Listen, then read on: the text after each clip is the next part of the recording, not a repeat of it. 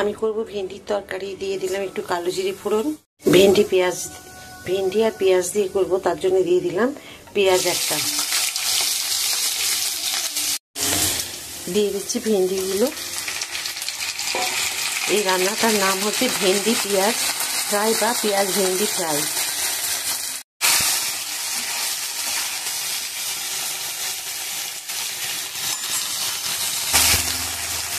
দিয়ে দিচ্ছি হলুদ। ভেন্ডিগুলো ধুয়ে রাখা দিয়ে দিলাম। দেখুন কীরকম কেটেছি। আর এই রান্নাটার নাম হচ্ছে পেঁয়াজ ভেন্ডি মশলা ফ্রাই। খুব সুন্দর লাগে খেতে।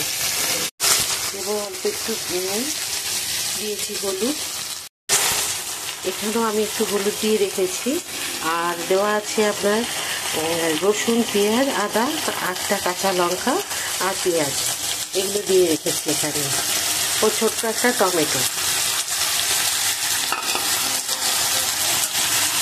এবারে এটাকে দিয়ে আমি স্টিমের মধ্যে রেখে দেবো একদম লো ফ্লেমে। 5 থেকে 10 মিনিট মতো রেখে দেবো লো ফ্লেমে। দেখুন পেঁয়াজ ভেন্ডি মশলা ফ্রাই কি সুন্দর হয়েছে। এটা কিন্তু আপনি রুটি ভাতে দুটোতেই খেতে পারেন, খুব সুন্দর হয় খেতে। অবশ্যই একবার তৈরি করে খেয়ে দেখবেন। চাইলে 2 চামচ মানে ছোটো চামচের হাফ চামচ চিনিও দিতে পারেন, দিলে একটু স্বাদটা খুব ভালো হয়। তো সেটা আপনারা যদি দেন খুব ভালো, যদি না দেন না দিলেও চলবে।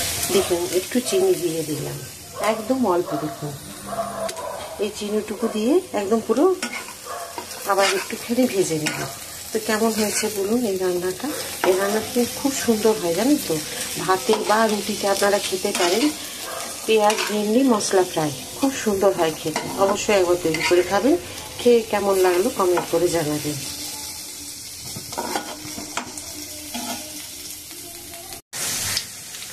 আজকে আমি রান্না করবো এখন কচু দিয়ে রান্না করব, কচু আলু ডালনা। তো কচু আলু বড়ি দিয়ে যে রান্না করব সেটা কীরকম করবো সেটা দেখাচ্ছি আপনাদের। দেখুন আমি কচুগুলোকে কেটে রেখে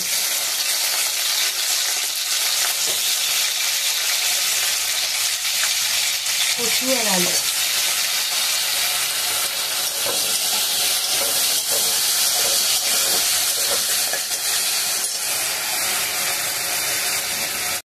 আলু আর কচু সুন্দর ভাজা হয়ে গেছে। এতে আপনারা চিংড়ি মাছ দিয়ে করতে পারেন। আজকে আমি বড়ি দিয়ে করবো।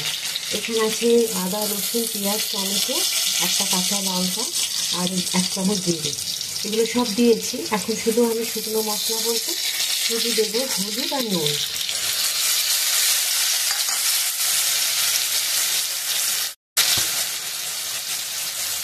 হলুদ দিয়ে দিলাম, নুন দিলাম,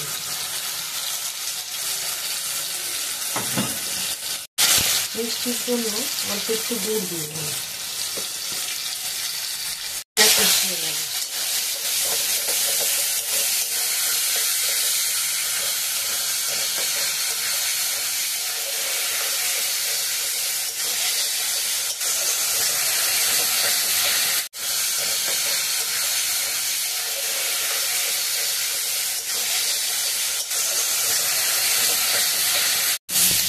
দেখুন খুব সুন্দর কষানো হয়ে গেছে। এবারে আমি এটাকে দিয়ে দেবো প্রেসার কুকারে। প্রেসার কুকারে এখন আমি দিয়ে দেবো। সাথে জল দিয়ে আমি প্রেসার কুকারে এখন দিয়ে দেবো। দেখুন আমি একটুখানি জল দিয়ে এটাকে বসিয়ে দিয়েছি। 2টো সিটি পড়ে গেলে তারপর আমি এটা বন্ধ করে দেবো।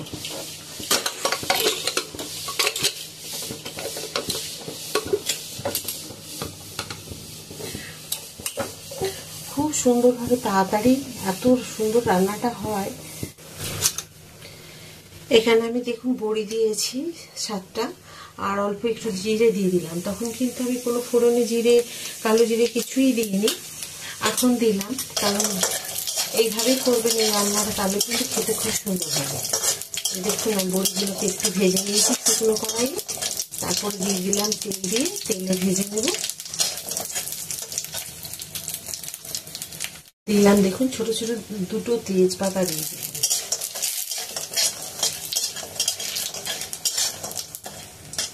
দেখুন কি সুন্দর সিদ্ধ হয়েছে।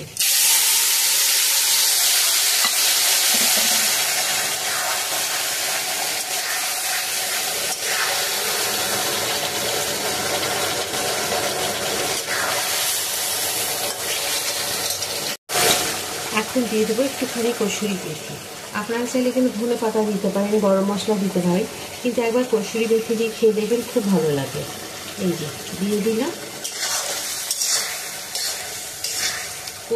কচু, বড়ি, আলু দিয়ে একটা রান্না। এই ডালনাটা খুব ভালো হয় খেতে, বা এটা আপনারা ঝোলও করতে পারেন, ভালো লাগবে।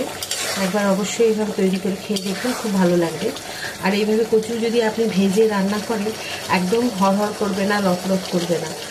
অনেক সময় অনেকে বলে না কচু ভীষণ ঘাটা হয়ে যায়, হড়হড় করে, লটলট করে, কিন্তু রান্নাটা দেখুন আপনাদের দেখাচ্ছেন, কোনো কিছু হচ্ছে, একদম কচু ঘেঁটে যাবে না, ভেঙে যাবে না, একদম যেরকম আপনি কেটে রান্না করবেন ঠিক সেই রকমই হবে। কেমন হয়েছে আজকে কচুর এই ডালনা, কচু আলু বড়ি? আশা করি আপনাদের ভালো লেগেছে। যদি ভালো লেগে থাকে প্লিজ একটা লাইক করে দেবেন, সাবস্ক্রাইব আর শেয়ার করে আমার সাথে থাকবেন। আবার একটা নতুন ভিডিওতে নতুন রান্না নিয়ে আপনাদের সকলের কাছে আমি চলে আসবো। সবাই খুব ভালো থাকুন, সুস্থ থাকুন, নমস্কার।